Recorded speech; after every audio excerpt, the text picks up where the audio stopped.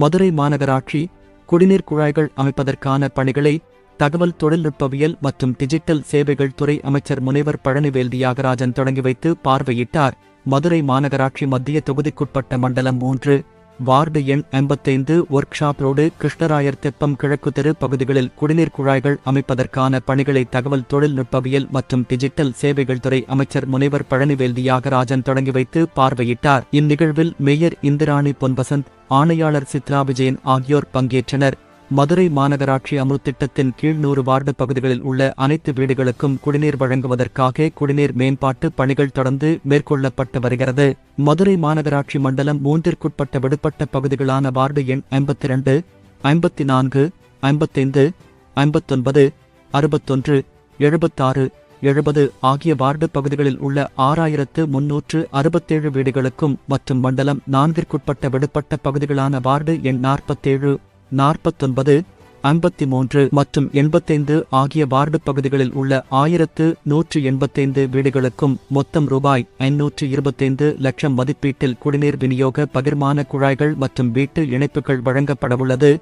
மதுரை மாநகராட்சி மண்டலம் 3 வார்டு எண் 55 ஒர்க் ஷாப் ரோடு கிருஷ்ணராயர் தெப்பம் கிழக்குதெரு பகுதியில் குடிநீர் குழாய்கள் பதிக்கும் பணியினை அமைச்சர் தொடங்கி வைத்து பார்வையிட்டார். இந்நிகழ்வில் மண்டல தலைவர் பாண்டிச்செல்வி, உதவி ஆணையாளர் பிரபாகரன், மக்கள் தொடர்பு அலுவலர் மகேஸ்வரன், செயற்பொறியாளர் பாலச்சந்திரன், உதவி செயற்பொறியாளர் முத்து, உதவி பொறியாளர் வீரபரணிதாஸ், சுகாதார ஆய்வாளர் ரமேஷ், மாநகராட்சி அலுவலர்கள், ஒப்பந்தக்காரர் கேஎஸ்ஆர் புரோஜெக்ட்ஸ் பிரைவேட் லிமிடெட் நிறுவனத்தின் அலுவலர்கள் உட்பட பலர் கலந்து கொண்டனர்.